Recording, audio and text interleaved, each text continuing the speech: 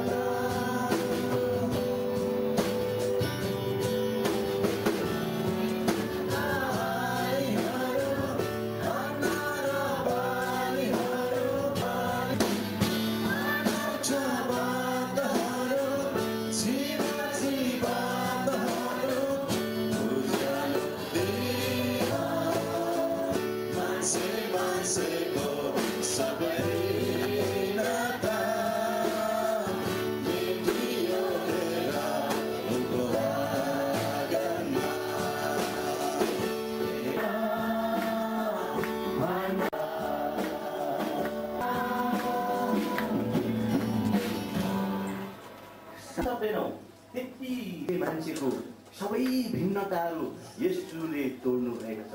आज येशू ख्रीष्टमा हामी सबैजना एउटै परिवार भएका विभिन्न धर्म मान्नेहरू थियौँ पहिला हामी, तर आज यो छलमुनि यो कोठामा महिमाको निम्ति सृष्टि गर्नुभएको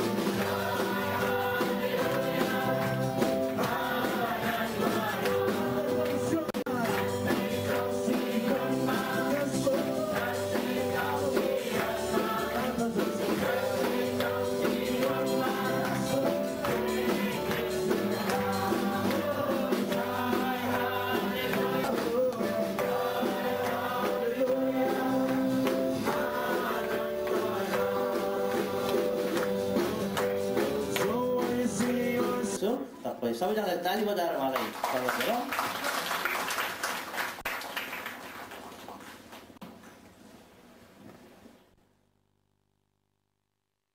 सर्वप्रथम म परमेश्वरलाई धन्यवाद दिन्छु अनि साथमा यहाँनिर हाम्रो program committee Hong Kong Christian council program कमिटीज्यूलाई उहाँलाई म धन्यवाद दिन्छु अनि साथमा यहाँ तपाईँहरू जति पनि आज मान्यगण्य हङकङका नेपालीहरू जति जाति यहाँ आउनुभएको छ सबैलाई पनि यसो ख्रिस्टको नाममा जय मसीह।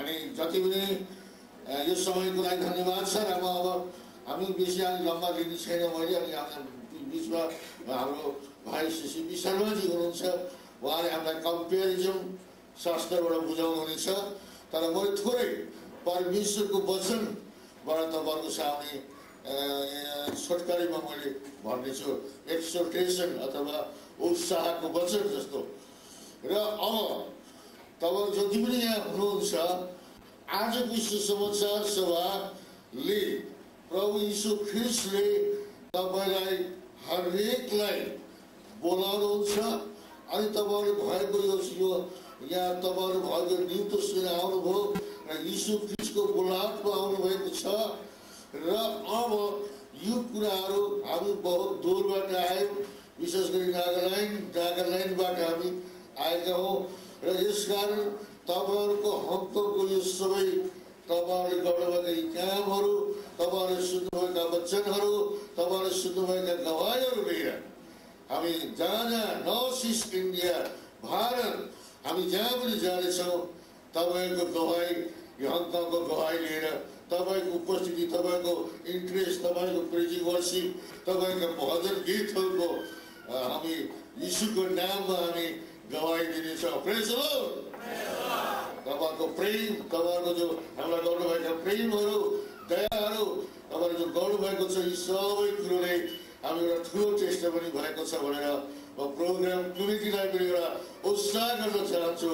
यो महान प्रोग्रामको लागि म धन्यवाद दिन चाहन्छु र यो म यसरी यहाँ आउन सक्ने प्रोग्राममा पनि विशेष हाम्रो सिपी शर्माज्यूले हामी साथमा भएर हामी आउन सक्यौँ उहाँलाई पनि म धन्यवाद दिन चाहन्छु र हामी यसरी अनि यहाँनिर बोलाउने यहाँ निमन्त्रण गराउने हामीहरूको प्रोग्राम कमिटीलाई पनि म धन्यवाद दिन चाहिरहेको छु र अब के हुनुहुन्छ यस सबै पापले लादिएका पापका बोझमा पापले मानिसहरू दबिएका छन् पापको भारी बोकेर मानिसहरू हिँडिरहेका छन् मैले जब हामी आज हिजो आयौँ हामी हेरौँ यस्तो जनसङ्ख्या यहाँ पनि बेसी रहेछ हामी देख्छौँ रास्तामा हिँड्ने ठाउँ छैन त्यसरी हामी इन्डियामा दिल्लीमा हङकङवासी नेपालीहरूलाई बोलाउनुहुन्छ क्रिस्चियन अक्रिस्चियन जो पनि हुनुहुन्छ यसुले तपाईँलाई बोलाउनुहुन्छ चाहे यसै ठाउँको व्यक्ति चाहे यतै हङकङवासी चाहे जो पनि होस् सबैलाई तपाईँले बोलाउनुहुन्छ यीशु बोलाउँछन् सबलाई भन्ने हाम्रो एउटा संस्था पनि इन्डियामा छ जसले चाहिँ घृणाकरणको त्यो यीशु बोलाउँछन् जसले आज सारा संसार हल्लाइदिनु भयो र आज त्यो धेरैले त्यो वचन सुने र आज बिर्ती पनि मैले यही भन्न चाहेको छु कि हङकङलाई पनि यीशुले बोलाउनुहुन्छ हङकङलाई कसलाई बोलाउनुहुन्छ को जातिलाई उहाँले बोलाउनुहुन्छ कसलाई जातिलाई उहाँले गरिबलाई बोलाउनुहुन्छ उहाँले रोगीलाई बोलाउनुहुन्छ उहाँले ब्राह्मणलाई बोलाउनुहुन्छ उहाँले छेत्रीलाई बोलाउनुहुन्छ उहाँले दमाईलाई बोलाउनुहुन्छ प्रेज द लर्ड। यसकारण यो यीशुको बोलाएको जसले शुद्ध छ जसले विश्वास गर्दछ यहाँ लेखेको छ जसले यीशुलाई त्यसले पापबाट उद्धार पाउँदछ त्यसले पापलाई यीशुको क्रुसमा ल्याएर त्यसले त्यो पापलाई यीशुमा ल्याएर बिसाउने छ। हाम्रो प्रभु यीशु पाप बोक्न सकेन कर्मले पाप बोक्न सकेको छैन। आज पूजा देवाली गीत गरेर जति पूजा गरे तापनि जति माने तापनि पाप बोक्न सकेको छैन। तर आज संसारमा आजभन्दा 2000 साल पहिला यीशु मसीह भन्ने आउनुभयो र उहाँले सारा संसारको पापलाई उहाँले आफैमा बोक्नुभयो अनि उहाँले भन्नुभयो आओ बोल्दै लागेका हो बोलाउनुहुन्छ त्यस कारणले सभा राख्नुहुन्छ प्रोग्रामको मिडियाले तपाईँलाई बोलायो तर खासमा चाहिँ भिक्षुले बोलाएको कारणले यो प्रोग्रामको मिडियाले बोलाएको छ। प्रेज द लर्ड।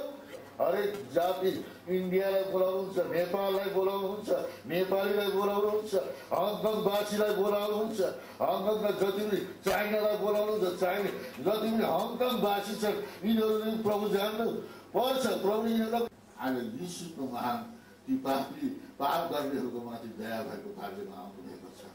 धर्म गर्दा गर्दा उनीहरू थाकिसकेका छन्, ईश्वर मान्दा उनीहरू थाकिसकेका छन्, भगवान मान्ने रास्ता अलग अलग अलग मान्छन् तर पनि मनमा शान्ति छैन। अलग अलग अलग किसिमले पूजा गर्छन् तर मनमा शान्ति बोल्ने तर पनि वचन बोल्दैछु एकछिन अनि कम्पेरिजन वचन फेरि आउँदैछ 10बाट र हामी सुन्नेछौँ अति मजाले। तर पनि के भन्दैछु म पनि आफ्नो दब्बी मलाई शान्ति छैन। मैले मान्छेको पूजा गर्नुहुन्थेँ तर मलाई आफै शान्ति मान्छेलाई अब शान्ति शान्ति भन्दै म आफूलाई शान्ति मलाई शान्ति थिएन। एक दिन मैले सबै अरूको पढ्छु मसँग हरेक चाहना छ अनि परमेश्वरले ती सबै कुरो पढ्दिएको सिलर बनाइ एकदम मजाले यस्तो मजाले सिलर आउँछन् रामायणमा त्यस्तो चरित्रहरू स्वस्थानीमा गीतामा बदलाएर सिलर गर्छ मजाले पढ्थ्यौँ। तर त्यो मिठो पढेर स्वरले बनाएर मनमा शान्ति छैन। यता जान्छु उता जान्छु गङ्गा काली गङ्गा जान्छु उहाँ नुहाउनु पर्छ गङ्गामा गएर नुहाएर शान्ति हुन्छ ताल सेवा हुन्छ। गएर उहाँहरूको चिसो पाकेर डुब्यो गङ्गा लौ पाप हर भनेर आफ्नै डुबेर गाछी गरेको भने अर्को डुबेको भित्र पैसा बोलाउन तानेर ल्यायो भने पाप हर होइन त मगाएको आइसकेको। मेरो पाप गङ्गाले बोक्न सकेन, नदीले बोक्न सकेन, मेरो पाप ती गीताले बोक्न सकेन, ती वेदान्तहरूले बोक्न सकेन, बर्बाद विष्णु महाश्वर उहाँहरूले बोक्नु भएन। तर मेरो पाप आज मलाई थाहा भयो। आज मलाई 2007 पहिला 1979मा मैले थाहा गर्न सकेँ कि मेरो पाप यीशुले बोक्नु भएको रहेछ। मैले यदि यीशु कहाँ गएँ भने मैले निश्चय शान्ति पाएँ। मैले 1979 मैले पानीको बत्तिसमा नागाल्यान्ड कोहीमा मैले बत्तिसमा लिएको अनि जब उहाँले बत्ती त्यसो भारतमा बडा खालका साँच्चै नै अहिले भनेको बाइबल अनुसार जब म यीशु कहाँ गएँ म पापी हो भनेर स्वीकार गरेँ पानीको बत्तिसमा यीशुको नाममा अनि मलाई सारा हल्का भयो। म बाहुनको छोरा अहिले बाहुन भने अब सबसे ठुलो जात भनेर एकदमै समाजमा पनि बहुत ठुलो जात हो। मानिसहरूले भन्छ आया बाहुन कसरी ख्रिस्टियन हौ अरू सानो जातिको ख्रिस्टियन हुनुपर्छ तर बाहुन त ख्रिस्टियन हुँदैन। आज मान्छेको यो विचार छ इन्डियाको मान्छेको छु ए म पहिला चाहिँ अशुद्ध बाहुन थिएँ तर अहिले म शुद्ध बाहुन भएछु।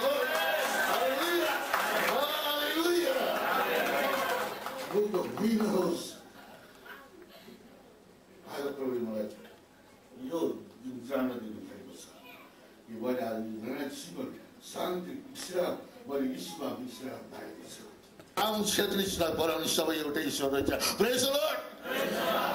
हामीलाई च्वाट्टा काटेर कालो निक्लिन्छ र खुन बाहुनलाई च्वाट्टा काटेर सेतो खुन निक्लिँदैन तर सबैमा केही खुन बराबर छ। एउटा फिल्ममा एउटा काली केटी रहेछ अनि त्यहाँ उसले चाहिँ स्पर्श गरेको अनि उसले स्पर्श गरेको उसको बिहामा साँचो भनेको है दन्ते कथा होइन चर्चा भनेको। अनि मैले के उसले के भएछ तपाईँहरू तपाईँ त यति सुन्दरी तर काली हुनुहुन्छ त्यहाँ भने होइन म एउटा प्रश्न राख्छु तिमीहरूलाई कालो बाख्रेले सेतो दुध दिन्छ न कालो दिन्छ भने कालो बाख्रो के कालो बाख्रो होइन कालोले त सेतै दिन्छ हो त्यसो गरी म पनि सेती नै छु। प्रेज द लर्ड। काला गोरा हरेकलाई पनि ईश्वरले प्रेम गर्नुहुन्छ, किनभने ईश्वरले बनाएका सबै मटुला माटाका भाँडाहरू हुन् हामी। प्रेज द लर्ड। ईश्वरले बनाएका हुन्, चाहे गोरो होस्, चाहे कालो होस्, चाहे जे होस्, चाहे जस्तै चमडा होस्, चाहे जस्तै पनि किन नहोस्, चाहे म जस्तो दाँत नमिलेकै होस्। प्रेज द लर्ड। परमेश्वरले बनाउनु भएको हो। यसकारण सबै फेरि बोले बेसी लामो जान्छ, म अलिकति बोले अझै राम्रो छ। हाम्रो सिपी शर्माजीबाट हामी सुनेको मेरो यो वक्तव्यमा मैले तपाईँलाई केही अल्टर गरेर हात उठाएर निचेर भन्नु होइन, उहाँले लास्ट भन्नुहुन्छ। र आज म तपाईँलाई यही अनुरोध गर्छु, जति पनि यहाँ आउनुभएको छ, जति पनि अरू अविश्वास हुनुहुन्छ अहिलेसम्म भने पनि तपाईँलाई ईश्वरले प्रेम गर्नुहुन्छ, तपाईँलाई ईश्वरले बोला जीवनमा लिनुभयो भने तपाईँको जीवन पनि परिवर्तन भएर बडा शान्तिमय हुनेछ भन्दै सबैलाई अनुरोध गर्दै आशिष माग्दै प्रार्थना गर्दै म यो मेरो धन्यवाद दिन्छु। कारण आजको यो घडी कुनै परमेश्वर पिताले हामी सबैलाई वास्ता अनि प्रेम फिक्री गर्नुभयो र यो सुन्दर बेलुकी दिनुभएको छ अनि हामीले यस चर्च भवनमा सम्मिलित भएर उनी परमेश्वरको महिमा गर्न सकिरहेका छौँ। त्यसकारण परमेश्वर पितालाई धेरै धेरै धन्यवाद छ। हालेलुया। प्रेज द लर्ड। परमेश्वरलाई स्तुति होस्। र साथै आजको यस सेवाकाईका कार्यकर्ताहरू सबैलाई पनि प्यारो प्रभु येशूको नाउँमा म धेरै धन्यवाद चढाउँदछु, कारण उहाँहरूले हामी सबैलाई यो सुन्दर अवसर दिलाइदिनु भयो र यसरी सभामा परमेश्वरको वचन भाग गर्ने र परमेश्वरले दिनुभएका अनुभवहरू तपाईँको बीचमा यसरी प्रचार गर्ने जो मौका दिनुभयो र यहाँका सम्पूर्ण कार्यकर्ताहरूलाई म धेरै धेरै धन्यवाद दिँदछु। र साथै विभिन्न मण्डलीबाट आउनुभएका प्रभु प्रेमी भक्तजनहरूलाई र अनि अरू पनि जति पनि दाजुभाइ दिदीबहिनीहरू आज यस सभामा के हुँदै रहेछ, हामीले के सुन्न पाउँदा रहेछौँ भनेर आउनुभएका सबैलाई पनि म धेरै धन्यवाद दिँदै यहाँहरू सबैलाई प्यारो प्रभु येशूको नाउँमा म जय मसीह चढाउँदछु। जय मसीह। हवस् त, आज मैले तपाईँहरूको बीचमा विशेष धेरै कुराहरू भन्नुपर्ने छ, तर त्यो कुरामा जानुभन्दा अघि तपाईँहरूलाई म एउटा जो चाहिँ हामी सबै मानिसको जीवनसँग सम्बन्धित छ। हामी संसारमा भएका हामी मानिसहरू केही समयको लागि यो संसारमा छौँ र विभिन्न प्रकारका कुरा तपाईँ र मेरो जीवनमा घट्दै हुँदै तपाईँ र म अचानक यो पृथ्वीलाई छोडेर जानुपर्ने दिन आउँदछ एक दिन। कारण यो संसार तपाईँ हामी सबैको सधैँ। त्यसकारण हामी मानिसहरूको जीवन कसरी बित्दो रहेछ अब हामी हेर्नेछौँ। जब मान्छे जन्मेर बढ्दै जान्छ, जब त्यो नानी चाहिँ बढ्दै गएर 10 वर्षको पुग्छ, यति साह्रो चञ्चल हुन्छ, यति साह्रो उताउलो हुन्छ, त्यो नानीलाई चेयरमा बस भन्यो भने चेयरदेखि माथि टेबलमाथि चढेर बस्ने हुन्छ, त्यति साह्रो चञ्चल र उताउलो हुन्छ।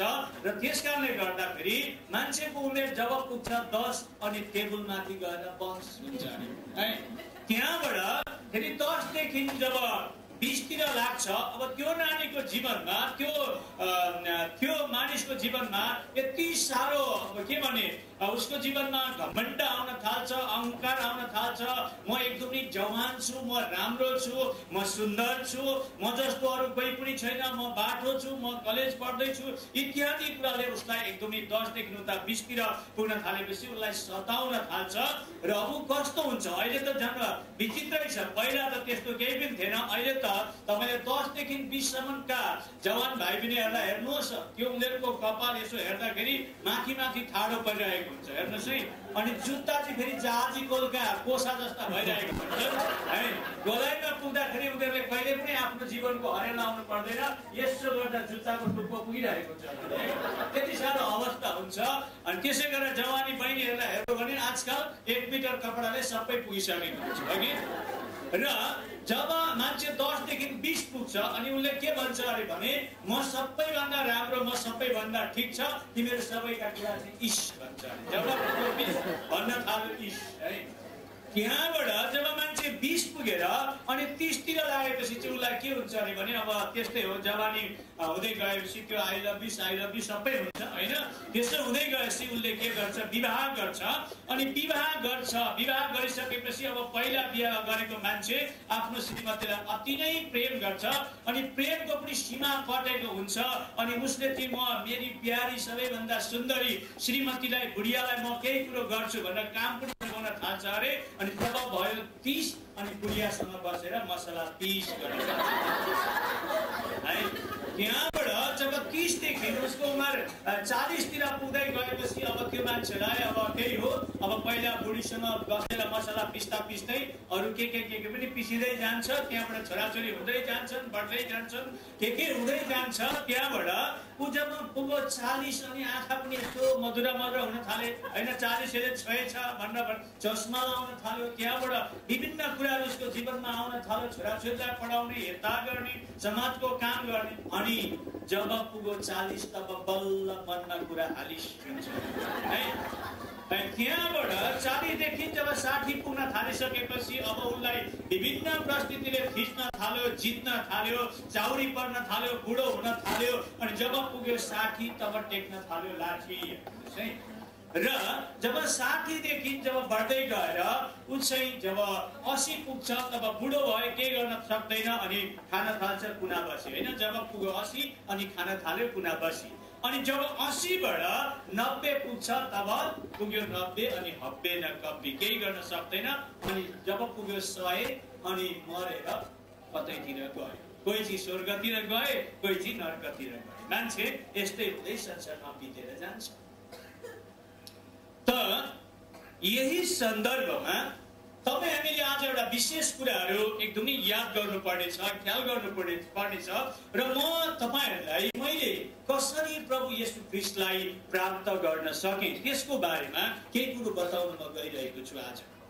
मान्छेको जीवनमा चाहिँ संसारको सबै कुरा प्राप्त गरे तापनि उसको आत्माले उद्धार अनि मुक्ति पाउने बारेमा मान्छे निश्चित भएन भने त्यसको जीवनमा संसारको कुनै पनि कुराले शान्ति दिन सक्दैन। त्यसकारण मेरो जीवनमा के आयो म तपाईलाई बताउन गइरहेको छु। र मेरो जीवन गवाई चाहिँ यस्तो प्रकारको छ।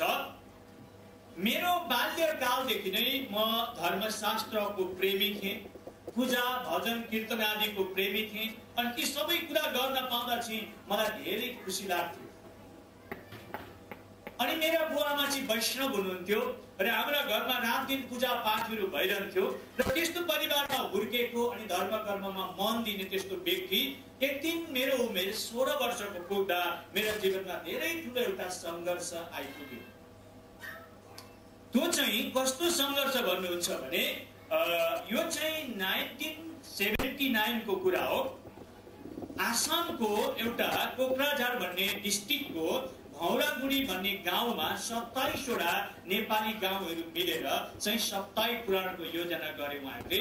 र त्यस साप्ताहिक पुराणको प्रमुख वक्ता चाहिँ काठमाडौँबाट नेपालको राजाको राजगुरु केशव शरणजी हुनुहुन्थ्यो, जसलाई चाहिँ हिन्दूहरूले चाहिँ एउटा विश्वविख्यात पण्डित हुनुहुन्छ भनेर पनि भन्दछन्।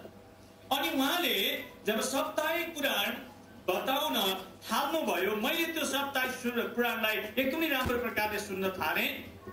र साप्ताहिक पुराण सुनेर जब समाप्त भएपछि चाहिँ मेरो जीवनमा धर्मशास्त्र अध्ययन गर्ने एकदमै इच्छा जाग्यो, तृष्णा जाग्यो। र पुराण नीति सेकुलरको पढाइ पढ्न छोडेर म चाहिँ अब धर्मशास्त्रहरू पढ्दछु भनेर मैले सल्लाह दिँदाखेरि मेरा पिता माताबाट सकारात्मक उत्तर मैले पाइनँ। यानि कि उहाँले मलाई साथ दिनु भएन। तब मैले कसरी अब धर्मशास्त्रका कुराहरू बुझ्ने भनेर पण्डितहरूसँग, विभिन्न सम्प्रदायका गुरुहरूसँग परामर्श लिँदै र विभिन्न स्थानहरूमा गई अध्ययनको कर्म अघि बढाउन थाले कि धर्मशास्त्र मैले जान्नु पर्दछ।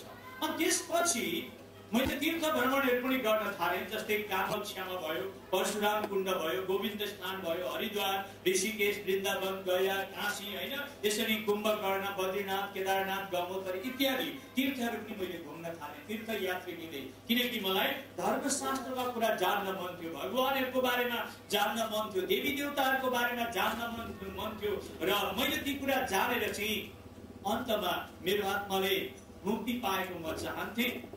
यी सबै गर्नुको कारण, मैले ती सबै गर्नुको कारण चाहिँ अब म तपाईँलाई एक दुईवटा कुरा बताउन गइरहेको छु। विशेष कुरा नम्बर 1 चाहिँ मैले ती सबै किन त्यसरी जोडतोडले गर्ने भने वैदिक धर्मशास्त्र अन्तर्गत आरती संज्ञा भन्ने पुस्तकमा के लेखेको छ भने त्यहाँ एउटा यस्तो श्लोक छ, पापहम पाप कर्माणम पापात्मा पाप सम्भव त्राहिमम पुण्डरीकाक्षे सर्वै पापहरु हरि भन्छ। जसको अर्थ चाहिँ म पापी हुँ, पाप कर्म गर्दछु, मेरो आत्मा पापमा छ अनि फेरि पनि पाप हुने सम्भव छ, अनि त्राहिमम भनेको डराइरहेको छु, पुण्डरी र काक्षे जस्तै सबै पाप हरिरे भए हरि भनेर त्यहाँ भनेको छ।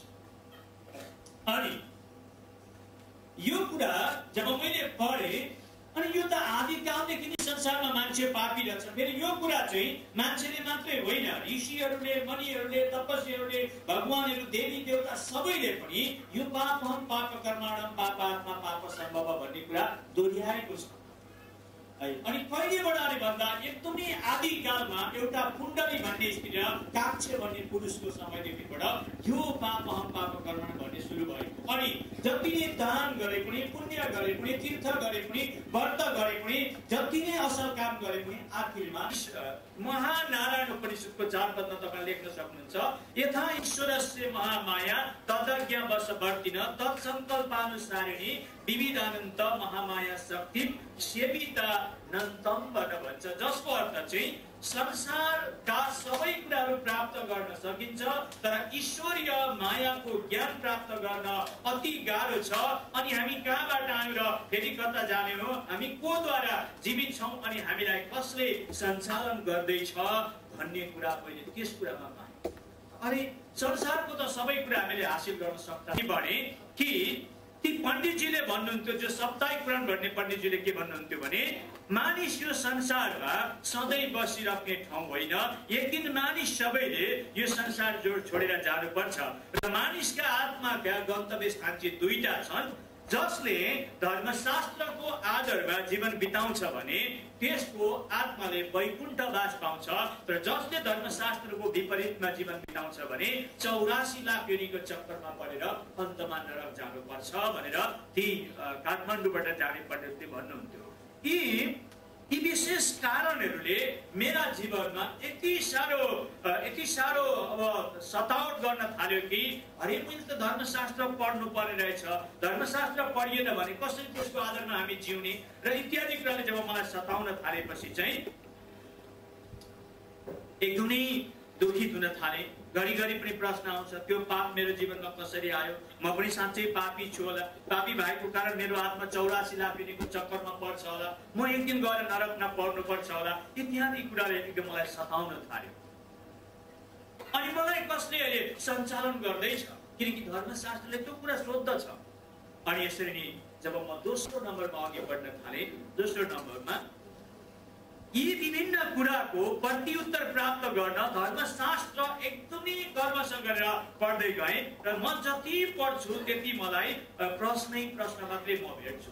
त्यो समस्या हल गर्ने कुरा चाहिँ म पाउँदिनँ, तर मेरा जीवनमा प्रश्न आउँछ। एउटा शास्त्र पढ्छु, त्यसबाट एउटा प्रश्न आउँछ, अर्को पढ्यो प्रश्न आउँछ। किनभने म जब देवी भागवत पढ्थेँ, देवी भन्दा अर्को ठुलै छैन भन्छन्। जब म शिव पुराण पढ्थेँ, शिव भन्दा अर्को ठुलै छैन भन्छन्। जब म विष्णु पुराण पढ्थेँ, विष्णु भन्दा ठुलै छैन भन्छन्। जब गणेशको बारेमा पढेँ, गणेश भन्दा ठुलो अर्को कोही छैन भन्छन्। यसरी जसको बारेमा पढ्यो त्यो भन्दा ठुलो अर्को कोही छैन भन्छन्। अनि त्यसो भए के हो, परमेश्वर चाहिँ थुप्रो छन् त, इत्यादि कुराले मलाई एकदमै विचलित बनाइरहन्थ्यो र ती कुराको उत्तर प्राप्त गर्नको निम्ति म धेरै दुखित थिएँ। अनि त्यति मात्रै नभएर जब मैले धर्मशास्त्रहरू पढ्दै जाँदाखेरि त भगवानहरूको जीवनमा पनि पापले प्रभुत्व गरेको मैले भेटाएँ, यानि कि पापले उनीहरूलाई पनि सताएको मैले भेट्न थालेँ। अब कि कसरी भेट्ने भन्नुहुन्छ भने चाहिँ हामी कर्मशः हेर्दै जानेछौँ, पढ्दै जानेछौँ। भगवानहरूको जीवनमा पनि मतभेद भएको रहेछ। उनीहरूले पनि एक आपसमा लडाई गरेका, झगडा गरेका, रक्तपातहरू गरेका, मृत्युका कामहरू गरेका इत्यादि मैले धर्मशास्त्रमा भेटाएँ।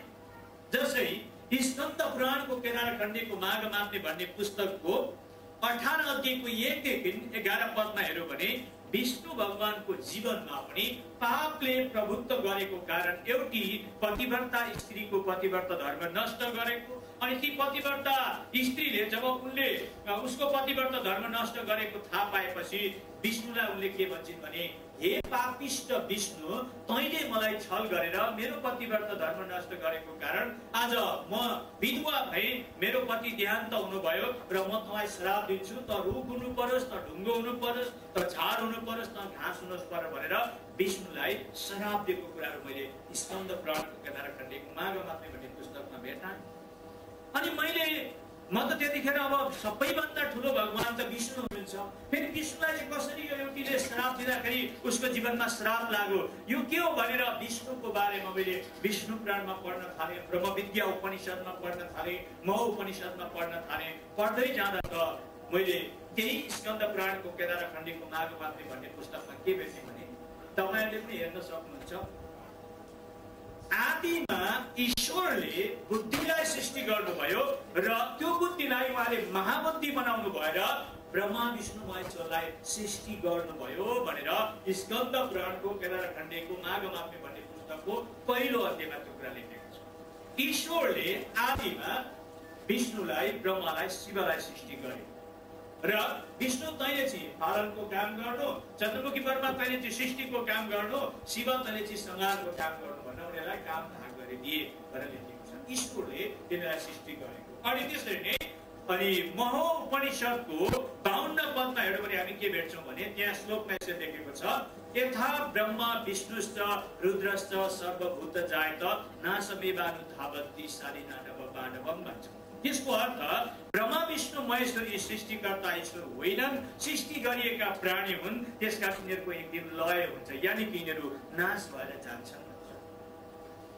अनि यी कुरा जब मैले भेटेपछि मलाई कस्तो लाग्यो भने, यी सबै सृष्टि गरिएका प्राणी रहेछन्, त्यसकारणले यिनीहरूको जीवनमा आफ्नो पाप र मृत्युले काम गरेको रहेछ भनेर म अघि बढ्न थालेँ। त्यसै गरेर मैले त्यही स्कन्द पुराणको केदारखण्डीको माघमात्रे भन्ने पुस्तकको 12 अध्यायको 1 देखि 12 पदमा पढ्दाखेरि महादेवको जीवनमा पनि पापले प्रभुत्व गरेको, अनि जब महादेवले थाहा पाए मेरो जीवनमा पापले राज्य गरेको रहेछ र मैले मृत्युलाई जित्न सक्दिनँ छु, मेरो श्रीमती मरि आगोमा ढलेर उसलाई म बचाउन सक्दिनँ छु, म त यस्तो पापले भरिएको व्यक्ति रहेछु भनेर उनले उत्तरा पन्थमा गएर काम, क्रोध, मद, लोभ छोडेर तपस्या गरेको कुराहरू हामी त्यहाँ पाउँछौँ। तर उनले तपस्या सिद्ध गर्न सकेर अन्तिममा कामदेवले उसलाई काम बाण हानेपछि फेरि काम शक्तिले उसलाई सताएर संसारमा आएर फेरि संसारको बन्धनमा परेको हामी महादेवको जीवनमा पनि भेट्छौँ र महादेवलाई पनि पापले प्रभुत्व गरेको कुराहरू हामी देख्दछौँ त्यहाँ। त्यसै गरेर जब हामी त्यही स्कन्द पुराणको केदारखण्डीको माघमात्रे भन्ने पुस्तकमा 5 अध्यायको 1 पदमा हेर्यो भने त्यहाँ चन्द्रमुखी ब्रह्माको जीवनमा पनि पापले कार्य गरेको हामी पाउँछौँ। र कसरी भन्नुहुन्छ भने, मय भन्ने दानवले चन्द्रमुखी ब्रह्माको तपस्या गर्यो, अनि तपस्या गर्दाखेरि ब्रह्माले खुसी भएर तिनीलाई वरदान दियो, अनि वरदान दिएपछि फेरि चन्द्रमुखी ब्रह्माले आफैले षड्यन्त्र रचेर ती दानवहरूलाई मारेको कुराहरू हामी त्यहाँ भेट्दछौँ। कहाँ भन्नुहुन्छ भने स्कन्द पुराणको केदारखण्डीको माघमात्रे भन्ने पुस्तकको 5 अध्यायको 1 पदबाट पढ्नु हो भने त्यो कुराहरू भेटिन्छ। र तिनको जीवनमा पनि पापले प्रभुत्व गरेको र सच्चाइबाट उनीहरूलाई पनि वञ्चित गराएर अनि उनीहरूलाई पनि कल छल र त्यसरी जेलको कुराहरूले बाँधिएको कुराहरू हामी त्यहाँ पनि पाउँदछौँ। अनि कृष्ण कृष्ण हरे हरे भनेर रात दिन अखण्ड कीर्तन जप्ने एउटा टिम बनाएर म अघि हिँड्दथेँ र यो अखण्ड कीर्तन कलिजुगमा जप्यो भने चाहिँ सिधै पापबाट मुक्ति पाइन्छ भनेर यसरी कुनै गुरुले मलाई शिक्षा दिएको थियो र त्यसको आधारमा जप्दै हिँडेपछि एक दिन मेरो जीवनमा एउटा प्रश्न आयो, अरे विष्णुलाई पनि त ईश्वरले सृष्टि गरेको भनेको छ, उनीहरू पनि एक दिन नाश हुन्छन् भन्छ, अनि राम र कृष्ण त फेरि विष्णुकै अवतार हो, अनि उनीहरूकै भजन कीर्तन गरेर म हिँड्दैछु अखण्ड कीर्तन गरेर, उनीहरूको चाहिँ गतिविधि के हुन्छ त भनेर फेरि एक समय मैले 8 काण्ड रामायण र कृष्णको बारेमा श्रीमद् भागवत कृष्ण चरित्र भयो, श्रीमद् भागवत पुराणहरू भए, गीताहरू पढ्दै जाँदाखेरि त रामको जीवनमा पनि पापले प्रभुत्व गरेको मैले भेटेँ। कसरी कहाँ भन्नुहुन्छ भने, तपाईँले आनन्द काण्ड रामायणको पारिजात र कल्पवृक्ष भन्ने खण्डमा तपाईँले त्यहाँ 38 पदमा हेर्नुभयो भने रामले के भन्छन् भने उनका घरमा एकजना दुर्वासा ऋषि आउँदाखेरि ती दुर्वासा ऋषिलाई रामले अयोध्यामा स्वागत गर्दै उनका अगाडि घोडा टेकेर के भन्छन् भने हे तत्त्वज्ञ तपोनिधे हजुरको बडो दया भो ममा पाए दर्शन पाप काटिन गए तर्ने भए अन्तमा। रामको मुखले दुर्वासा ऋषिको अगाडि घोडा टेकेर भन्छन् तपाईको दर्शन पाएर पाप काटिन गए तर्ने भए अन्तमा। त मैले त्यतिखेर के प्रश्न गरेँ भने के प्रश्न मेरा मनमा आयो भने हामीले चाहिँ यसो बाबुआमालाई लात्तीले यसो लाग्यो भने राम राम भन्थ्यो पाप काटिन पनि है। गाईलाई अब क्षेत्री बाहुनहरूको त्यही हो, गाईलाई लात्तीले लाग्यो भने पनि अब हामी राम राम भन्थ्यौँ पाप नलागोस् भनेर। फेरि रामले चाहिँ दुर्वासा ऋषिका अगाडि घोडा टेकेर मेरा पाप तपाईँको दर्शनले काटिन गए भन्छन् त कताबाट रामलाई चाहिँ पाप लागेको रहेछ त फेरि भनेर मैले 8 काण्ड रामायण पढ्दै जाँदा त रावण चाहिँ ब्राह्मण कुलको छोरा रहेछ। त्यसको स्वभाव चाहिँ राक्षसको भए तापनि त्यो ब्राह्मण रहेछ र हिन्दू धर्मशास्त्र अनुसार यदि कसैले बाहुनलाई रक्तपात गर्छ भने त्यो भन्दा महापापी कोही पनि होइन भनेर लेखेको छ। अनि रामले भूको भार हरण गर्नको निम्ति त्यो रावणलाई मार्नै पर्यो। मारेपछि त त्यो भूको भार त हरण भयो तर बाहुनको छोरालाई मारेको कारण उसको जीवनमा पनि पापले प्रवेश गरेको कुराहरू मैले भेटाएँ। तपाईहरुले पनि पढ्नुहोस्, त्यो कुराहरू भेट्नुहुन्छ। म तपाईलाई यहाँ यति टाढाबाट आएर बनौटी कुरा भन्न आएको होइन, जे धर्मशास्त्रमा रियालिटी छ त्यही कुरा बताउन आएको छु म तपाईहरुलाई। तपाईहरुले हेर्न सक्नुहुन्छ। र त्यसको पछि मैले श्रीकृष्णको बारेमा पनि हेरेँ। श्रीकृष्णको बारेमा मैले हेर्दै जाँदाखेरि धेरै कुराहरू मैले श्रीकृष्णको बारेमा भेटाएँ। तर श्रीकृष्णको जीवन चरित्र भन्ने 6वटा श्रीमद् भागवत पुराणमा त्यहाँ 11 अध्यायको 1 देखि 8 पदमा हेर्यो भने श्रीकृष्णको जीवनमा पनि पापले प्रभुत्व गरेको या राज्य गरेको भेटिन्छ। तिनी 56 कोटी यदुवंशी सहित दुर्वासा ऋषिको शराबमा परेर तिनी पनि जंगलमा गएर ब्याधाको हातमा मर्नु परेको छ। अनि जब उनी मर्ने अवस्था भएपछि उनले के भने अब यो संसारको पापमय सागरमा मैले शराबलाई मेटाउन सकिनँ र मैले अब मेरो प्राण पनि एउटा ब्याधाको हातमा त्याग्नु पर्ने छ भनेर ऊ चिन्तित भइरहेका बेलामा अर्जुनले आएर के भन्छन् भने कृष्ण कौरव पाण्डवको युद्धमा मैले धेरै असल व्यक्तिलाई मारेको छु। भीष्म पिता जस्तो व्यक्तिलाई मारे, गायत्री गुरुलाई, कुल गुरुलाई, विद्या गुरुलाई सबैलाई मारे र यी मारेको कारणले गर्दा अहिले मेरा हात पापले कापिरहेका छन् र पापबाट उद्धार मुक्ति पाउन मैले के गर्नुपर्छ उनले भने। त्यहाँ यसरी सोद्धाखेरि कृष्णले भन्छन् तदिति प्रणिपातेन परिप्रश्नेन सेवाय उपदेशन्ति के ज्ञानम ज्ञानिनम तत्त्वदर्शिनम अपोचेदसि पापो व्या सर्व पाप कीर्तम सर्व ज्ञान तब लवे नैव वर्जनम सन्तरिषसि भन्छन्। जसको अर्थ हेर जुन तिमी सबै पापी भन्दा ज्यादै पापी छौ भने तिमी एउटा तत्त्वदर्शीसँग जाऊ र तिनलाई प्रणाम गरेर तिनको सेवा गर, तिनलाई खुसी पार, तिनले तिमीलाई ज्ञान रूपी ढुङ्गा देखाइदिन्छन् तब तिमी पाप सागर पर्न जान्छौ।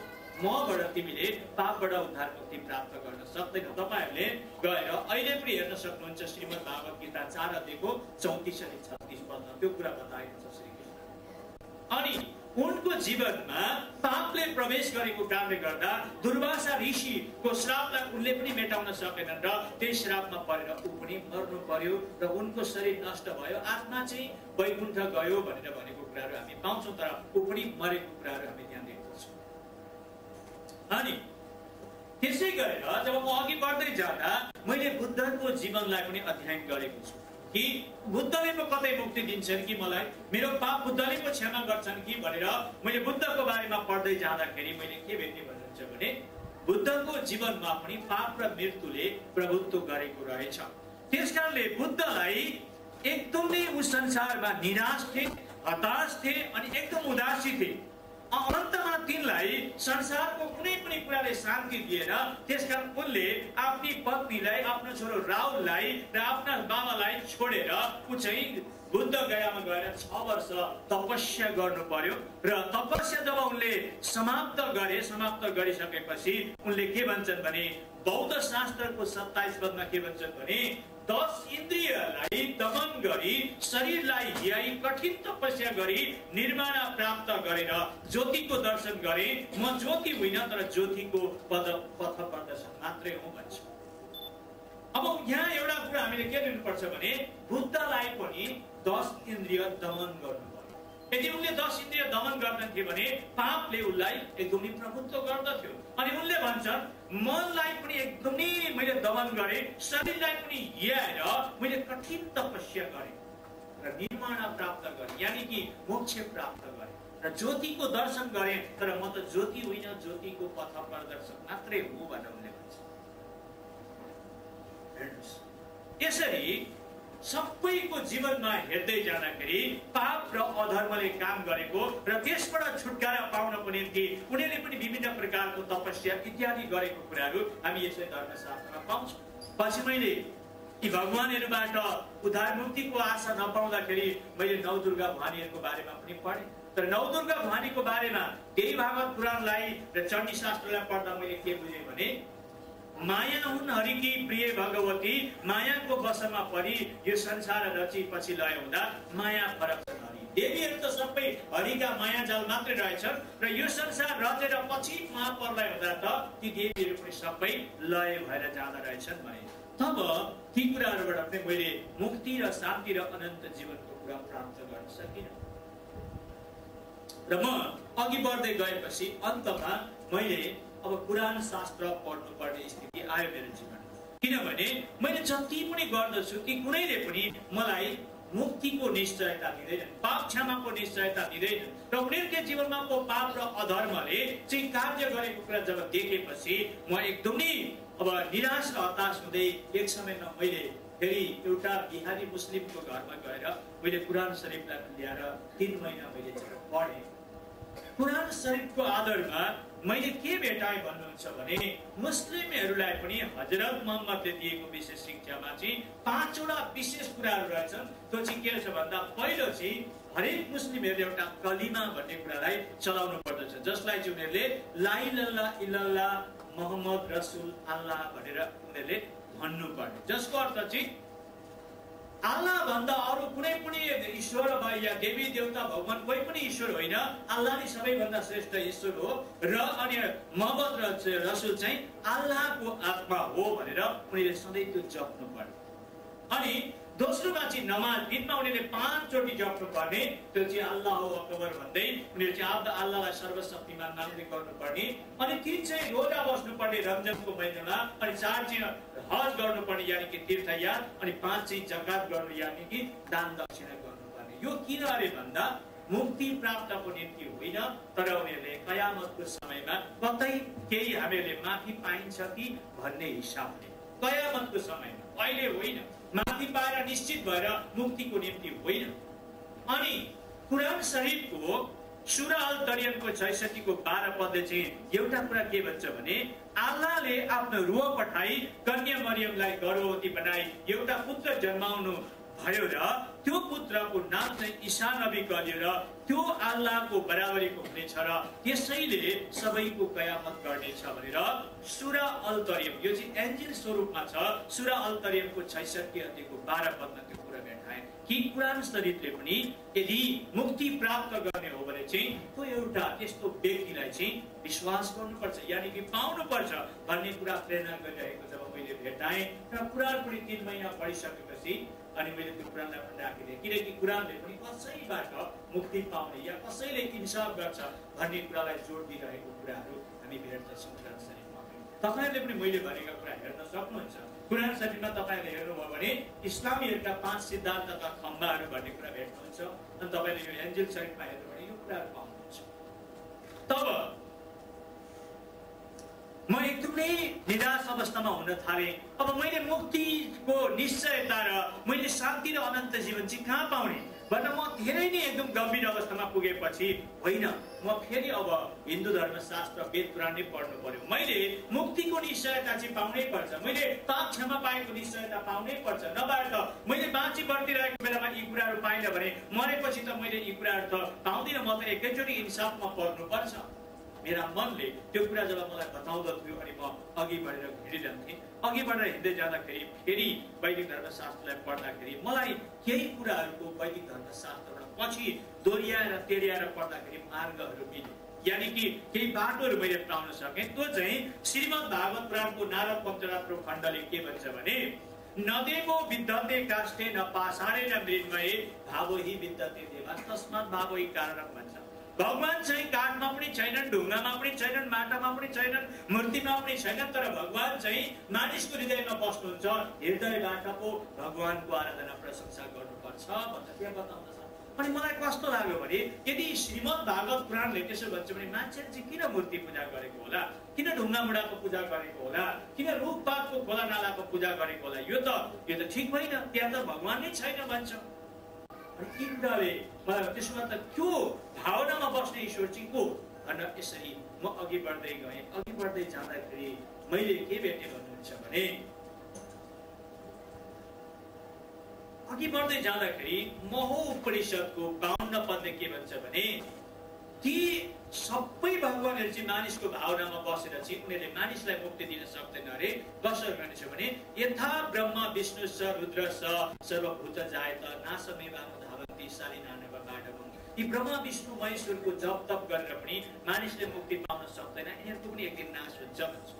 त्यसकारणको ब्रह्म विष्णु महेश्वर 33 कोटी देवता ऋषि मुनिहरू सबैले धर्मशास्त्र अनुसार उनीहरूले पनि ईश्वर प्राप्तिको निम्ति जप तप गर्दा रहेछ। स्कन्द पुराणको केदारखण्डीको माघमार्ग भन्ने पुस्तकले के भन्छ भने यम वर्मा वरुणेन्द्र रुद्र मरुतम स्तुवन्तु देव्यैस्तवै वेदै सामपिनै उपनिषदै गायन्ति यं सामगा ध्यानावस्थित तद्गतेन मनसा पश्यन्ति यं योगिनो यस्यन्तं न विदु सुरासुरगणा देवाय तस्मै नमः भन्छ। जसको अर्थ ब्रह्मा विष्णु महेश्वर 33 कोटी देवदेवता सुर असुर गण वेद पुराण उपनिषदहरू सबैले पूर्ण परमात्मा प्राप्त गर्नको निम्ति गाइरहेका छन्, तर प्राप्त गर्न सकेका छैनन्। अब यो हुँदाखेरि चाहिँ मलाई के भयो भने अब तिनीहरूमाथि आस्था राखेर तिनीहरूमाथि भरोसा परेर मेरो आत्माले मुक्ति पाउने रहेनछ। तपाईले नेपालमा जाँदाखेरि यहाँ हङकङमा त सुन्नुहुन्छ हुँदैन, नेपाल रेडियो सेन्टर छ कि छैन होइन। नेपालमा जानुहोस् र बिहानै 6 बजी अगाडि नै तपाईँले रेडियो नेपाल खोल्दाखेरि त्यहाँ आरती गाएको सुन्नुहुन्छ। त्यहाँ के भनेको छ भने वेद पुराण उपनिषद भन्दै गाउँमा जाँदाखेरि अब के भन्छ भने वेद पुराण उपनिषद सबै गाइरहेका छन्, तर थाकिसकेका छन् है, थाकिसकेका छन्, प्राप्त गर्न सकेका छैनन् तिनीहरूले भन्छ।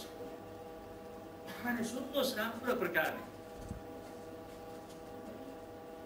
थाकेका छन् तिनीहरू, हैरान भइसकेका छन्, तिनीहरूले प्राप्त गर्छ। अघि हाम्रो यहाँ पास्टरजीले भन्दै हुन्थ्यो यस समय थाकेका र बोझ दबिएका हो तिमीहरू म कहाँ हो भन्यो होइन। त्यसरी थाकिसकेका छन् तिनीहरू, सबैको वेद पुराण उपनिषद भगवान सबै थाकिसकेका छन्, तर प्राप्त गर्न सकेका छैनन्।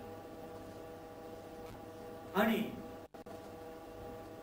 श्रीमद् भागवत गीताको 15 अध्यायको 6 पदमा जाँदा मैले के भेटेँ भने न तत् भाषयति सूर्यो न शासनको न पावक यद्गत्वानन्द वेतन्ते तत् धाम परमं मम। जहाँ पुगेर यो संसारमा फेरि फर्केर आउनु पर्दैन, अनन्तको मोक्ष पाउने ठाउँको नाम चाहिँ परम धाम हो। त्यो ठाउँमा चाहिँ चन्द्र सूर्यको गति पनि छैन, त्यहाँ तिनीहरूले उज्यालो गर्नु पनि पर्ने छैन। त्यो ज्योतिर्मय धाम छ, जसको आत्मा त्यहाँ पुग्दछ त्यसले मोक्ष पाउँदछ भनेर गीतामा छ। त्यसो भए त्यो धाम चाहिँ कहाँ छ होला, मलाई कसले त्यो धाममा पुर्याउँछ होला भन्दै म जब अघि बढ्न थालेँ, अघि बढ्दै जाँदा मैले के भेटेँ भने एकजना श्री धनीदेव चन्द्र भन्ने गुरुजीले के भनेका छन् भने ती निजानन्द सम्प्रदायका गुरु हुन्। उनले के भन्छन् भने त्यो परमधाम प्राप्तिको निम्ति यस्तो एउटा व्यक्तिलाई खोज्नुपर्छ। चिदादित्यम किशोराङ्गम परेधाम्ने विराजितम तत्पदम दर्शितमेन तस्मै श्री गुरु भन्छन्। त्यो चाहिँ आनन्दै आनन्दमय परमेश्वरबाट बालक भएर संसारमा आउँदछ र त्यो चाहिँ एकदमै बालक अवस्था हुन्छ किशोराङ्ग र परमधामबाट आएको हुन्छ। त्यहाँ पुग्न उसले बाटो दर्शाइदिन्छ, तस्मै श्री गुरु नमः। त्यसलाई गुरु मान्यो भने चाहिँ हामीहरू त्यो धाममा पुग्न सकिन्छ भनेर भन्छ। अब कुन चाहिँ छ होला आनन्दै आनन्दमय बालक। यसरी हामीहरू कर्मसँग अघि बढ्दै जाँदाखेरि अर्को खण्डले के भन्छ भने अनुकूल चन्द्रदेवको मुखबाट के निस्किन्छ भने चाहिँ उनले के भन्छन् भने अखण्ड मण्डलाकारं व्याप्तवेन चराचरं तत्पदं दर्शितमेन तस्मै श्री गुरुवे नमः। है एउटा अखण्डमय धाम छ अनि यो चराचर अचेतन सबै पृथ्वी नाश हुन्छ तर त्यो चाहिँ रहन्छ जसले त्यहाँ पुग्न दर्शाइदिन्छ त्यसलाई गुरु मान्नुपर्छ भन्ने कुरा नि मैले प्राप्त गर्न सकेँ। यी चाहिँ मेरो निम्ति त्यो व्यक्ति भेट्ने एउटा मार्गका कुराहरू भए। अनि मैले पढ्दै जाँदाखेरि गरुड पुराणको 7 अध्यायको 10 पदमा के भेटेँ भने संसारका सम्पूर्ण पापी मानिसलाई पापबाट मुक्ति दिन आउने व्यक्ति चाहिँ कस्तो हुन्छ अरे भने एकोपी पुत्रो धर्मात्मा सर्वतारयति कुलम भने एउटै पुत्र धर्मात्मा भएर संसारमा आउँछ अनि त्यसले सारा कुलहरूलाई टाढिदिन्छ। अब फेरि त्यो धर्मात्मा भएर आएको पुत्र चाहिँ को हो? किनकि अघि हामीले सुनिहाल्यौँ सबै पापी छन्, पाप हम पाप कर्मणम पाप आत्मा पाप सम्भव भन्ने कुरा सुनेका छौँ। त्यो कुन चाहिँ धर्मात्मा पुत्र होला? त्यसरी अघि बढ्दै जाँदा भविष्य पुराणको प्रतिसर्ग पर्वको 3 खण्डको 32 पदले के क्लियर गर्यो मेरो जीवनमा भने त्यहाँ के लेखेको छ भने ईशा मसीह धर्मश्च सुरैरागवै संस्थितम ईशा मसीह इति च मम नाम प्रतिष्ठितम ईशा पुत्र कुमारी गर्भ जन्म सम्भवत भन्छ। यसको अर्थ चाहिँ के हो भने ईशा मसीह भन्ने व्यक्तिले आफ्नो धार्मिकता चाहिँ एकदम नै बलियो प्रकारले यो संसारमा स्थापना गर्छ अनि त्यो चाहिँ म भन्ने नाममा प्रतिष्ठित हुन्छ र त्यो चाहिँ कुमारीको गर्भबाट जन्मिने सम्भव छ भनेर भन्दछ। त्यसरी स्पष्ट प्रकारले भन्दछ जो चाहिँ अघि कुरान शरीफमा सूरा अल तरियमको 66 को 12 पदले भनेको कुरा र भविष्य पुराणले भनेको कुरा अनि मिल्न गयो। त्यसो भए त्यो गोत कन्याको गर्भबाट जन्मेको व्यक्ति कस्तो हुन्छ भन्दै जब मैले ऋग्वेदको 10 अध्यायको 80 सुक्त 80 को 1 पदमा हेरेँ त्यहाँ के लेखेको रहेछ भने तपाईले पनि हेर्नुहोस् ऋग्वेदको अध्याय 10 सुक्त 80 को 1 पदमा यसरी लेखेको छ अग्निम सप्तिम बाजम्बरम तदा तग्निर्वीर सुर्तम कर्मनिष्ठम अग्निरोधस्य विचरत समञ्जन नग्निर नारी वीर कुन्सिम पुरन्दिन भन्छ। जसको अर्थ एउटी स्त्रीले एउटा यस्तो पुत्र जन्माउने छिन् तिनले धुलोक र भूलोक दुवैलाई प्रकाशित गर्दै सञ्चालन गर्नेछन् र साथै तिनी यज्ञशाली र यज्ञरूपी सत्कर्म प्रेमी पुत्र कहलिनेछन् र त्यही 10 अध्यायको फेरि हामीले 83 को 6 पदलाई हेर्यो भने के भेट्छौँ भने कालै दण्डा द्यामदण्डम पासम चाम्बुपति ददौ प्रजापति रक्षेमाला ददौ ब्रह्मा कमण्डलम। त्यो व्यक्तिले संसारका सबै पापी मानिसको पापलाई आफ्नो जीवनमा भोग्छ र कालको जस्तो दण्ड पाउँछ, पासा र चाम्बुकहरूले पिटिन्छ, राजा भनेर घोषित हुन्छ, त्यसलाई काठमा झुन्याएर मार्छन् र 28औं कलिजुगमा त्यो बलिको राजा कहलाइनेछ र त्यसको घर घरमा प्रचार हुनेछ भनेको छ। अनि वैदिक धर्मशास्त्र अनुसार यो जुगलाई चाहिँ 28औं कलिजुग पनि भनेर भन्दछ।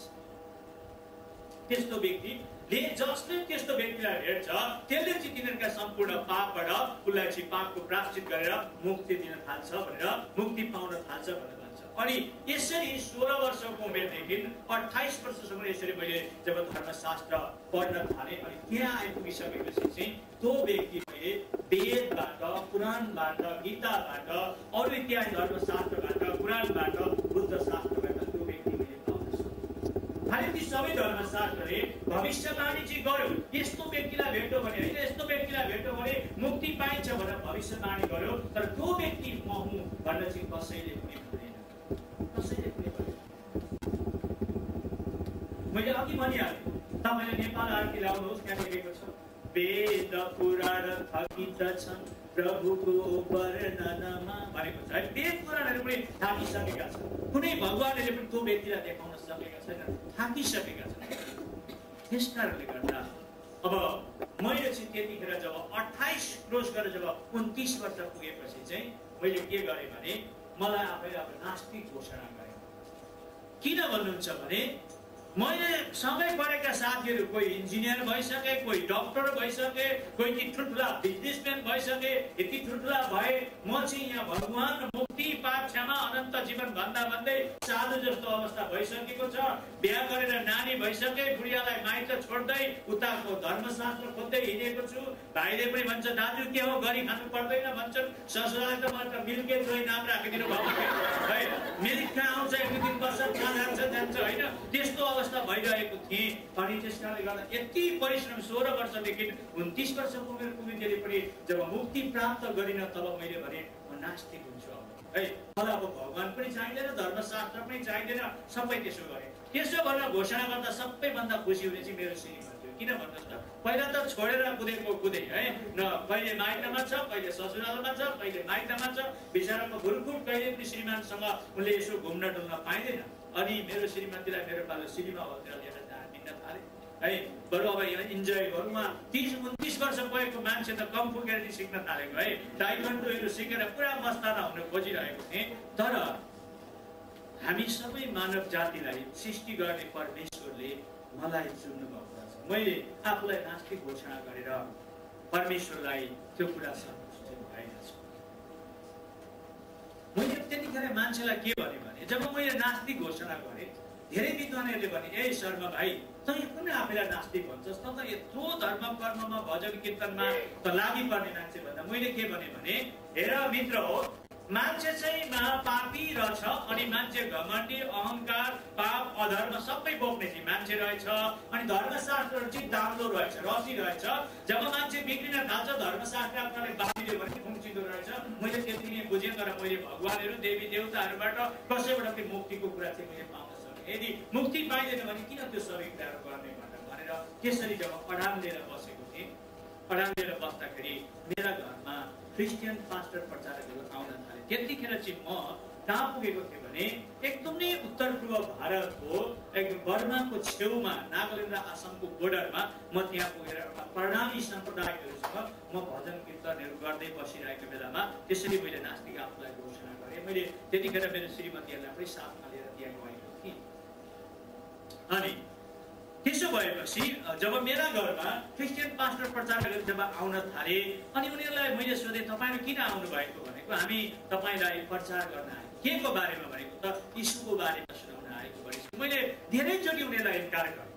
म त धर्मशास्त्र पढ्दा तीर्थ व्रत दान पुण्य हरेक गर्दाखेरि पनि थकित र नास्तिक भइसकेको मान्छे फेरि अब तपाईँले यो कहाँ क्रिस्चियन धर्मलाई चाहिँ देखाउन आउनुभयो। अनि म चाहिँ त्यतिखेर कस्तो थिएँ भने यो क्रिस्चियनहरू चाहिँ गरुड भगवानलाई मान्दा रहेछ है। किनभने क्रिस्चियनहरूले चाहिँ गरुडलाई किन मान्छन् अरे भन्दा त्यो बाइबलमा स्त्रीको सन्तानले चाहिँ सर्पको शिर कुच्याउने छ भनेर लेखेको छ उत्पत्ति 3 को 15मा। त त्यो कुरालाई चाहिँ अब गरुडले चाहिँ फेरि साग खोजी खान्छन् के। तर यो क्रिस्चियनहरूको भगवान चाहिँ गरुड रहेछ, त्यो विष्णुको वाहन। अनि त्यो चाहिँ सर्पलाई चाहिँ देख्नु हुँदो रहेछ, मार्दा रहेछ। अनि साँच्चै त्यो नागाल्यान्डमा त्यो क्रिस्चियनहरूले साप देखेर चाहिँ टुक्रै टुक्रा पारा काट्थे त्यतिखेर नागाल्यान्डले। अनि पक्कै यो गरुडको धर्म हो भनेर त्यस्तै मान्थे मैले। अनि म त गरुडभन्दा ठुलो विष्णुको शिवको अरूहरूको खोज्दै हिँडेको नपाएको यो गरुड धर्म मानेर के हुन्छ भनेर मैले त्यो क्रिस्चियनहरूलाई धेरै इन्कार गरेको थिएँ।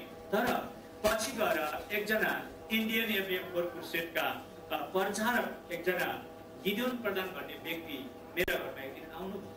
अनि मैले उहाँलाई यसो हेरेँ, मैले हेर्ने साथै उहाँले मलाई एकदमै नमस्कार शर्मा भाइ भन्नुभयो।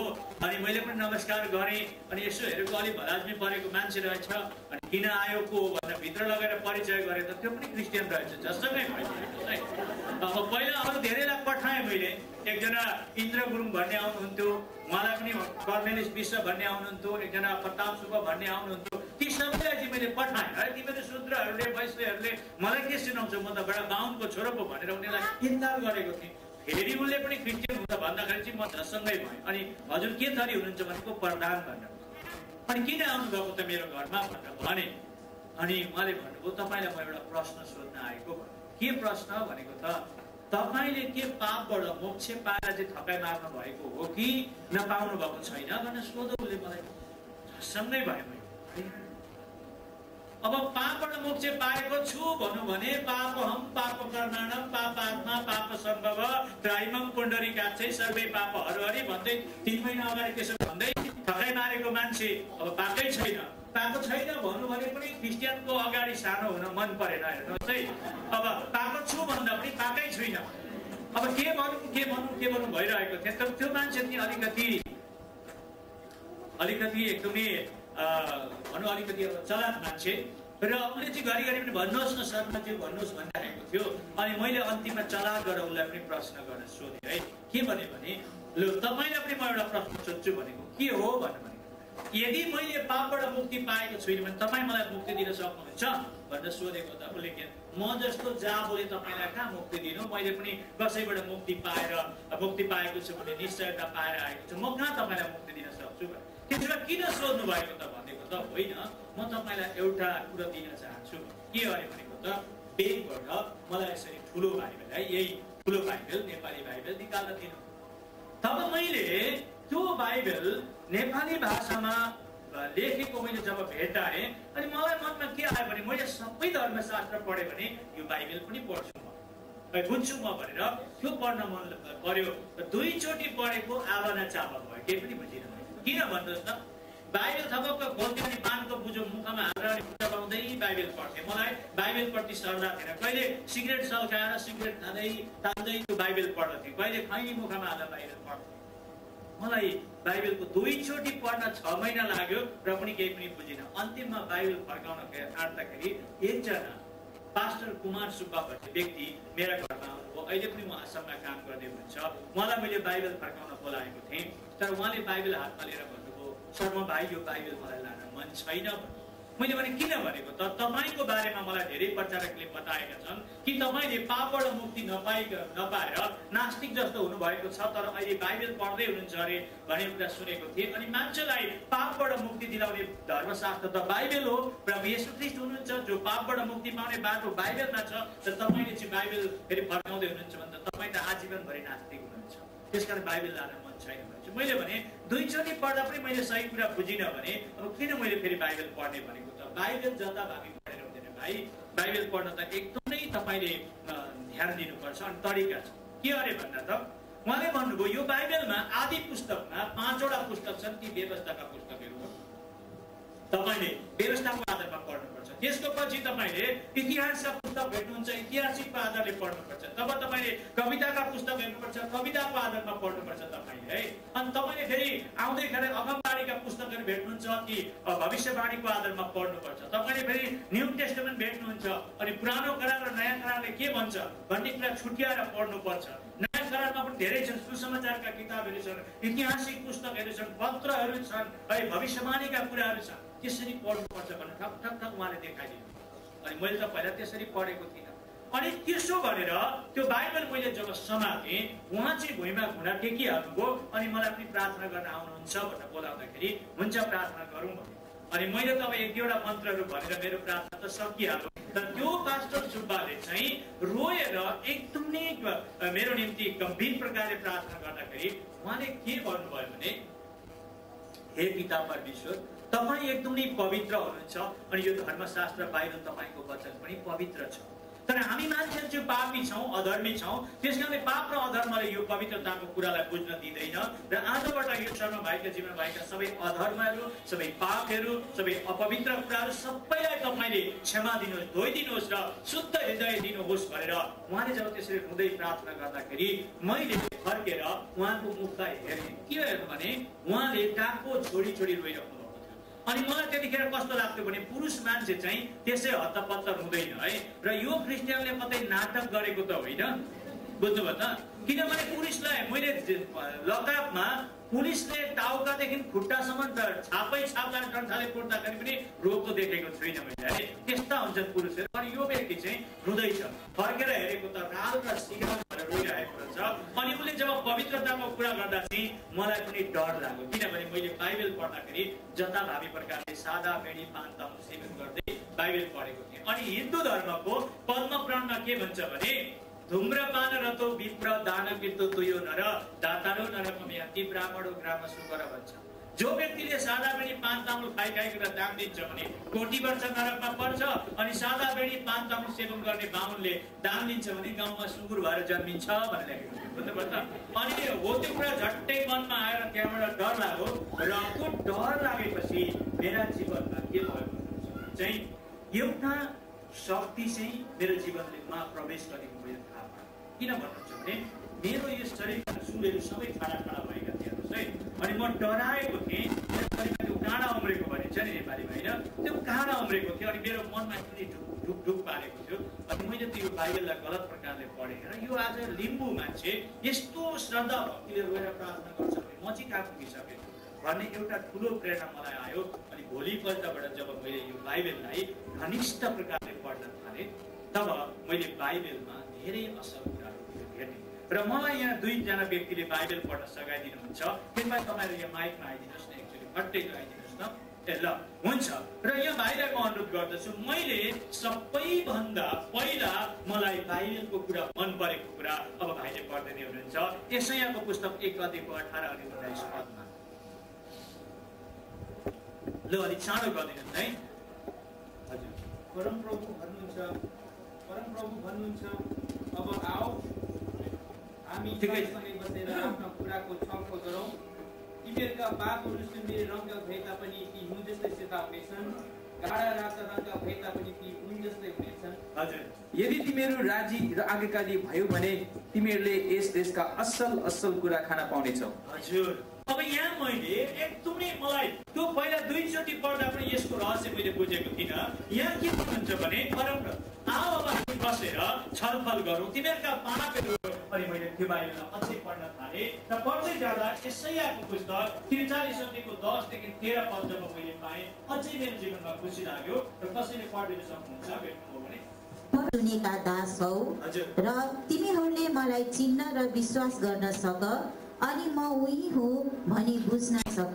हजुर। ल हेर्नुहोस्, म उही भनी बुझ्न सक है।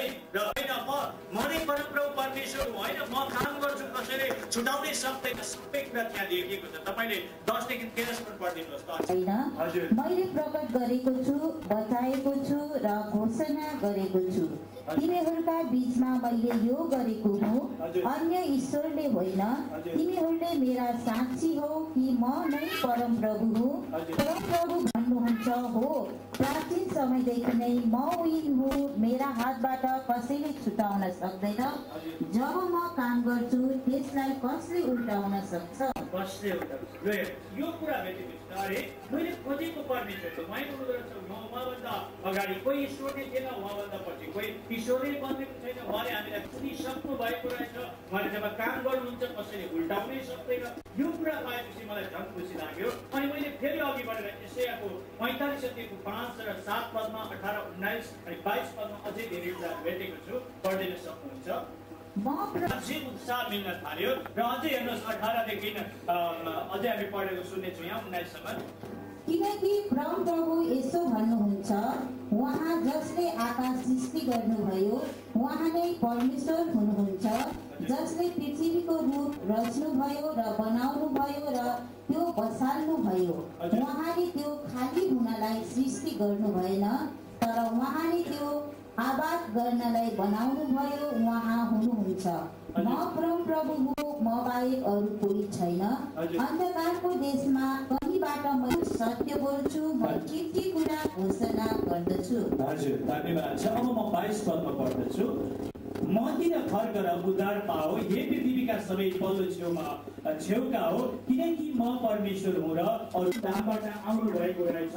र अनि उहाँले चाहिँ हामीलाई त्यो परम धामसम्ममा पुर्याउन सक्नु हुँदो रहेछ भन्ने कुरा मैले मत्तीको 21:9 पदमा भेटाएँ। अनि मैले बाइबलमा त्यसै गरेर मत्तीको 11:28 देखि 29 भन्ने कुरा मैले बुझ्न सकेँ। अनि त्यसै गरेर जब मैले यूहन्नाको पुस्तक 3:19 देखि 21 पदमा पढ्दा के भेटाएँ भन्नुहुन्छ भने त्यहाँ प्रभु येशूले के भन्नुहुन्छ भने न्यायको फैसला भइसकेको छ।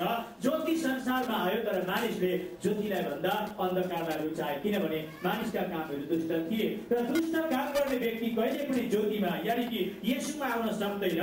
किनकि दुष्ट काम गर्ने व्यक्ति ज्योतिमा आयो भने त्यसका दुष्ट कर्महरू देखिन्छ, तर सत्यद्वारा जिउने व्यक्ति चाहिँ उसले काम गरेका कुरा सत्यमा गरेका हुन् भनेर ऊ चाहिँ ज्योतिमा आउँछ र उसका सत्यका कामहरू सबै प्रकट हुन्छन् भनेपछि प्रभु येशू ख्रीष्ट चाहिँ यूहन्ना 8:12 अनुसार चाहिँ उहाँ चाहिँ संसारको ज्योति हुनुहुँदो रहेछ र उहाँको पछि लाग्ने चाहिँ अन्धकारमा हिँडुल गर्नुहुने रहेछ। अनि मैले चाहिँ अब दुष्ट अवस्थामा रहेर जो प्रभु येशूमा गएन भने त म अन्धकारमा नष्ट हुने रहेछु। तर मैले सत्य खोजेको र सत्यलाई म पालन गर्न चाहन्छु भने चाहिँ म प्रभु येशूमा जानु पर्दो रहेछ भन्ने कुरा मैले त्यहाँबाट प्रेरणा पाएँ। र यूहन्ना 14:6 मैले पढ्दै जाँदाखेरि प्रभु येशूले भन्नुभयो, बाटो सत्य र जीवन म हुँ, मदेखि बाहेक अरू कोहीद्वारा पनि मुक्ति छैन भन्ने कुराहरू, यानि कोहीद्वारा पनि पिता कहाँ आउन सक्दैन भन्ने कुरा मैले पाएँ। अनि त्यसै गरेर प्रकाशको पुस्तक 1:18 मा हेर्दा मैले के भेटेँ भने पाताल र मृत्युका चाबीहरू पनि उहाँको हातमा, उहाँ मर्नु भएको थियो सदाको निम्ति जीवित हुनुभएको, पाताल र मृत्युका चाबीहरू बोक्नु भएको कुरा। अनि जब मैले प्रकाशको 21:22 देखि 23 पढ्दाखेरि गीताको 15 अध्यायको 6 पदले माग गरेको कुरा, त्यो परमेश्वरको राज्यको बारेमा त्यहाँ कुनै मन्दिर नभएको है, त्यहाँ चाहिँ सधैँभरि ज्योति भएको, त्यहाँको ज्योति चाहिँ प्रभु येशू ख्रीष्ट यानि कि परमेश्वरको धुवा आफै हुनुभएको, परमेश्वरका शरीरबाट ज्योति निस्केको। अनि पृथ्वीका राजाहरूले कसैका जीवनका पुस्तकमा नाम नहुनेहरू त्यहाँ प्रवेश गर्न नपाउने कुरा जब भेट्न थाले, मलाई धेरै खुसी लाग्न थाल्यो।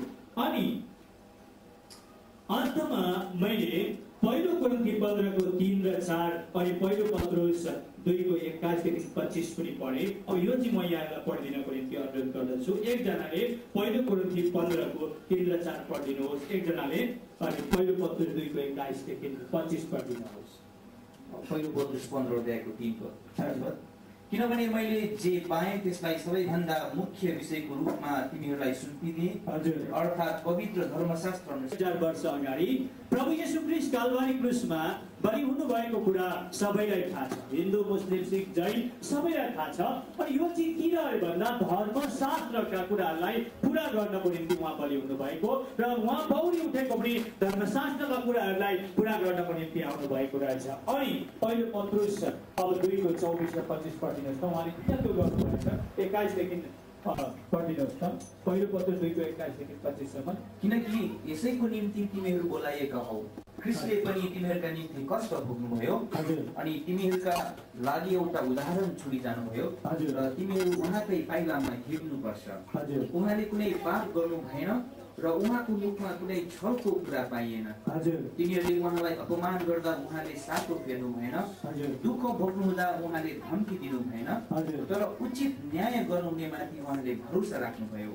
हामी पापका लेखी मरेर धार्मिकताको लेखी जियौँ भनी उहाँले क्रुसमा आफ्नै शरीरमा हाम्रो पाप बोक्नुभयो। उहाँकै क्रुसद्वारा तिमीहरूको भयो। अब यो कुरा भेटेपछि मलाई कति सन्तुष्ट भयो। मैले अघि भने ऋग्वेदको 10 अध्यायको 83 सूक्तको 6 पदले भन्छ कि कालै दण्ड द्यामोदण्डम पासम चाम्बुपति ददो प्रजापति रक्षमाला ददो प्रेमा कमण्डलम। त्यसले कालको जस्तो दण्ड पाउँछ, पासै पास र चाम्बुकले फुटिन्छ, प्रजापति भनेको राजा भएर दोषिन्छ र काठमा झुल्याएर मारिन्छ। त्यसका शरीरबाट बगेको रगतले पृथ्वीका पापी मानिसको पापको प्रायश्चित गर्दछ र 28औं कलिजुगमा त्यो बलिराजाको घर घरमा प्रचार हुनेछ भन्ने कुरा जब यसरी बाइबल पढेपछि प्रभु येशू ख्रीष्टको जीवनमा पुरा भएको मैले भेटाएँ। किनभने तपाईँले क्रुसमा झुलिरहेको यीशुलाई फोटामा हेर्नुहोस्, माथिपट्टि टाउकाको माथिपट्टि INRI लेखेको छ, इन्डी, जसको मतलब उहाँलाई युदीहरूको राजा भनेर त्यहाँ झुल्याइरहेको छ। उहाँको जीवनमा विशेष 6वटा चोट लागेर सम्पूर्ण बलिदानको काम पुरा गरिदिएको। अनि त्यो बलिदानले संसारका सबै मानिसलाई ख्रीष्टलाई मेरो मुक्तिदाता भनेर ग्रहण गरे। मैले स्वीकार गरेँ, प्रभु तपाईँ परमेश्वरको एकलौटे पुत्र प्रभु येशू ख्रीष्ट हुनुहुँदो रहेछ र तपाईँले मेरो पाप बोक्नको निम्ति यो संसारमा मसीहा भएर आउनु भएको रहेछ। तपाईँले मेरो पापको निम्ति आफू मर्नुभयो, अधिकार प्राप्त गरेपछि पवित्र आत्मा पठाउनु भएको रहेछ र फेरि तपाईँलाई विश्वास गर्नेहरूलाई अनन्तको धाममा लिन आउनुहुने रहेछ भन्ने कुरा जब मैले स्वीकार गर्दै ग्रहण गरेँ, त्यहाँबाट मेरो जीवनमा शान्ति, मुक्ति र अनन्त जीवनले काम गर्न थाल्यो र म धेरै खुसी भएर अघि बढ्न थालेँ। र अहिले खुसीको कुरो के छ भने समयको कारण मैले हतारिएर यो कुराहरू सक्नु पर्दैछ, किनकि हाम्रो समय छैन।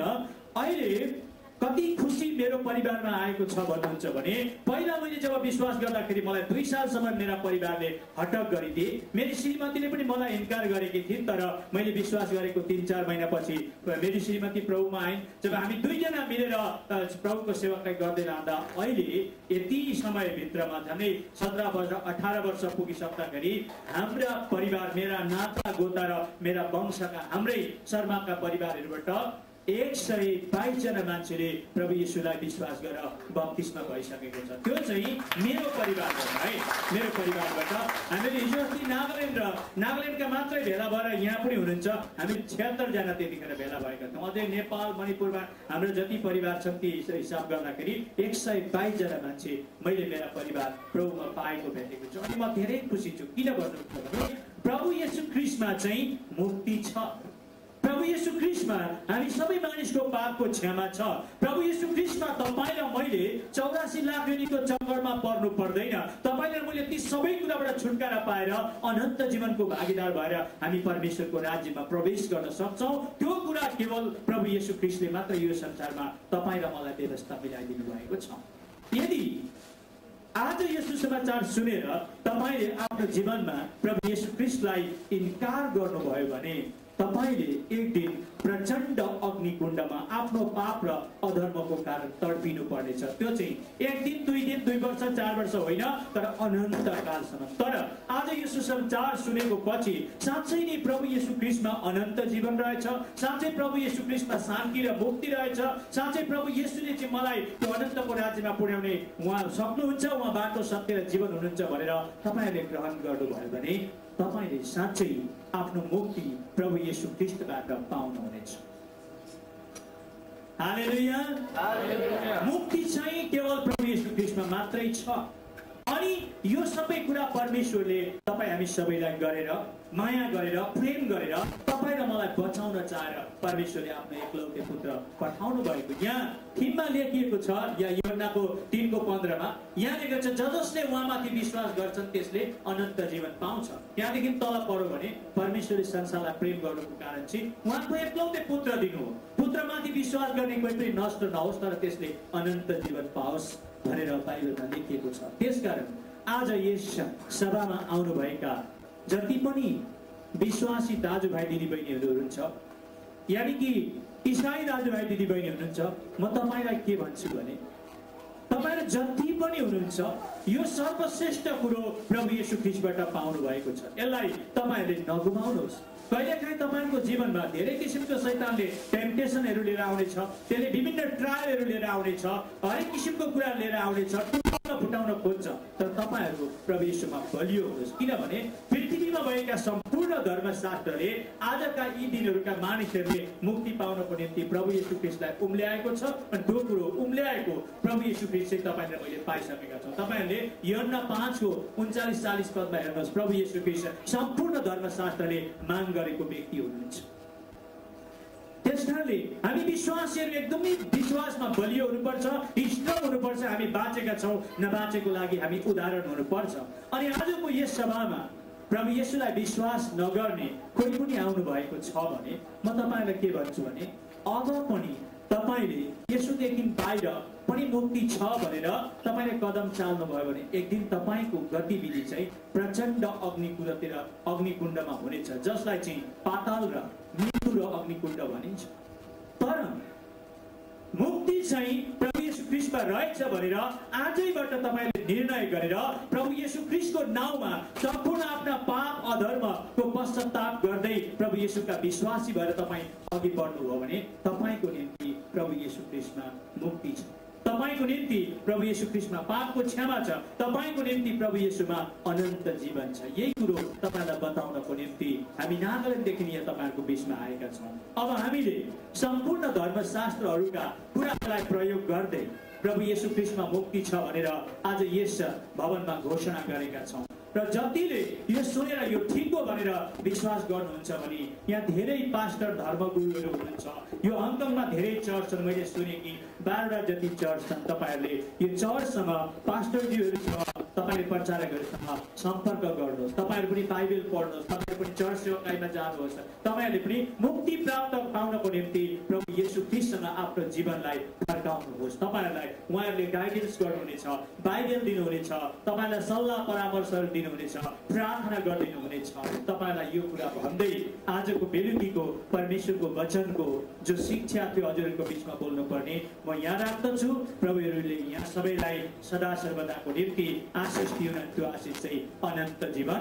यहाँ सबैलाई जय मसीह, हालेलुया, परमेश्वरलाई स्तुति होस्। यहाँ सबैलाई धेरै धेरै धन्यवाद।